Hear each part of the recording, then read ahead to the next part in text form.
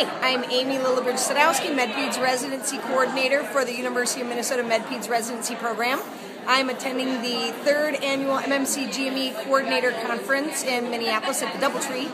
And this is normally not my thing. I don't normally play well with others, but knowing that Jeff Stafford was going to be here, this is like the 3rd or 4th time I think I've seen him in different energetic venues on getting us motivated and energized about what we do and what we do for the U or what we do in our personal lives. So Jeff always makes it fun, and he is crazy, and he can dance. He's got moves.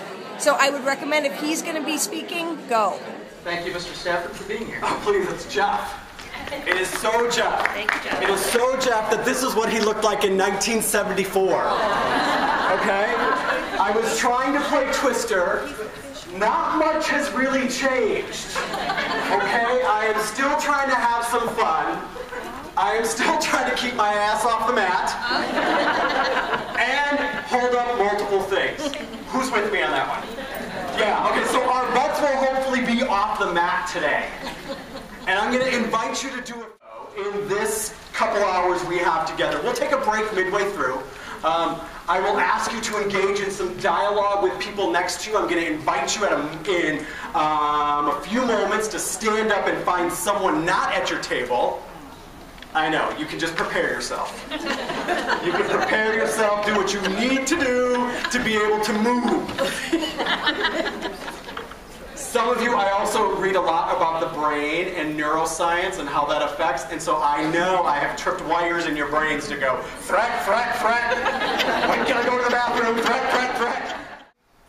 As well as the last part of it is I want to kind of provide some space and opportunity to be able to create some action.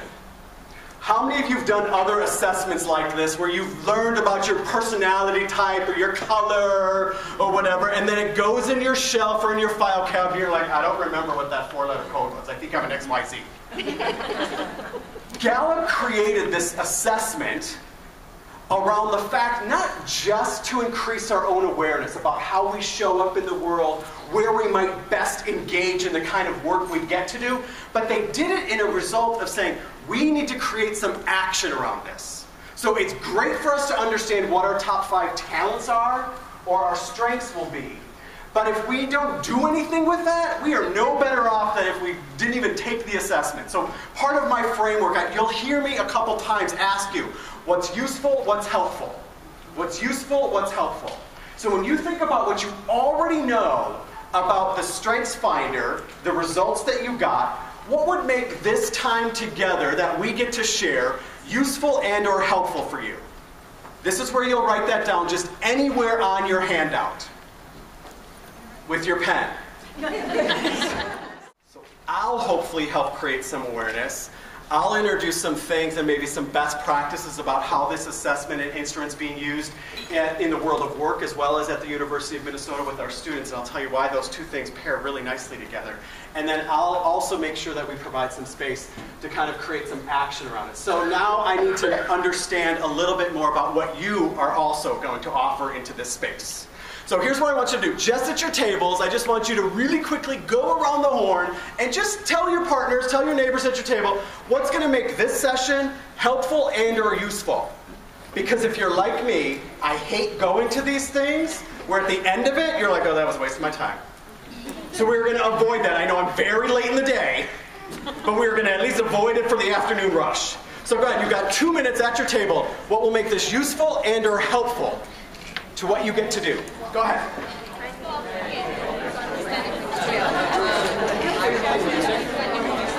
So who wants to share with me one of the things that will make this experience for you a little bit more meaning and or useful for you?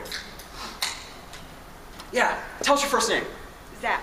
Zach? Uh-huh. Zach, I like that. Thank you. That was gonna be my name. Yeah. Seriously, my mom was gonna name me Zachary Xavier. Ooh. How cool would that have been? Yeah.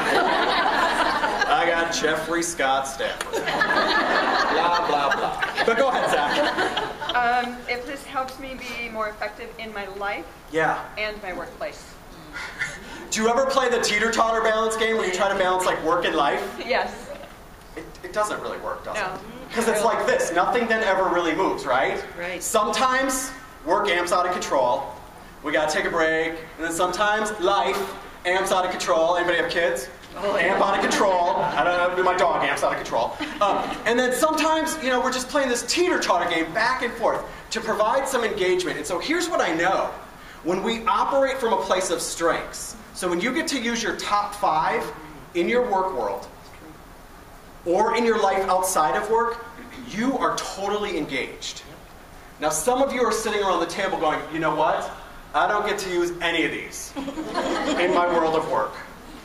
Then my question shifts to go, do you have a place outside of work where these get fed?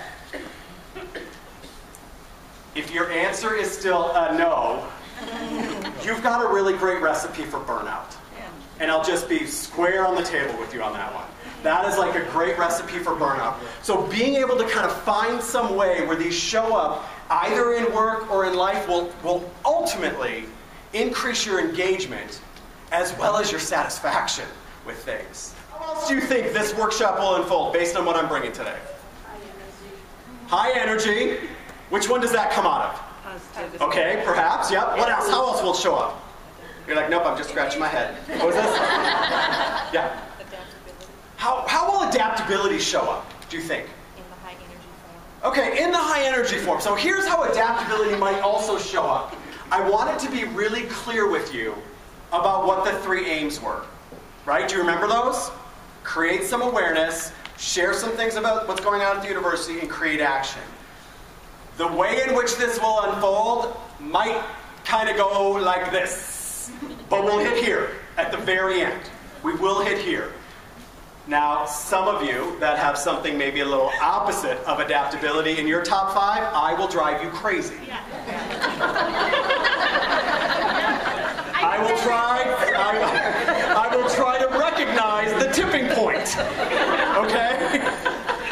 Because there's a fine line between strength and crazy. Strength and derailer. Really. Career derailer. So when you are most engaged at work, I want you to get in that physical space. Right now, just sit in your chair when you are totally engaged, totally excited about what you're doing. I want you to sit in that place right now. Some of you might want to shift. Yes, thank you. So guys, just give a little bit of a shift. Get your body. So this is about the kinesthetic part. Does anybody play tennis? Way in the back. Do you have a single-handed or a double-handed backhand? Single. I do too. I have a slice. But here's what I know. I have for years played and I've tried to hit that double-handed backhand a number of times. I was at drills probably 2 Sundays ago at Baseline Tennis Center, cranking away the 2-handed backhand. It never felt so good. Sunday, I played in a match. Couldn't hit a dang one.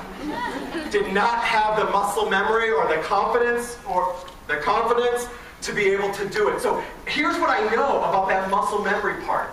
If I don't think about it, I can do it. And so sometimes we need to develop the habit or the muscle memory. So go ahead and sit in the chair like you were talking to somebody and you are totally engaged with them. What's your body say? Get in that position and just notice for you what it is. Notice for you what it is. Get right in there. And I want you now to just hold it. Just to hold it and notice it. You got it? You know what you're doing? The next time you find yourself drifting in a one-on-one conversation, in a staff meeting, get right there and start to train your brain about how to totally engage from that muscle memory part. I'm still learning. But try to just train your brain. Hi, I'm Gina Devaney, and I am with the University of Minnesota Department of Surgery. And I am attending the 3rd annual MMC GME conference, hosted by none other than Jeff Stafford.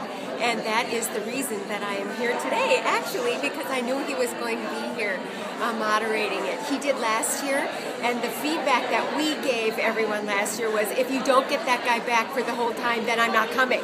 So anyway, that's why I'm here. Great job, Jeff.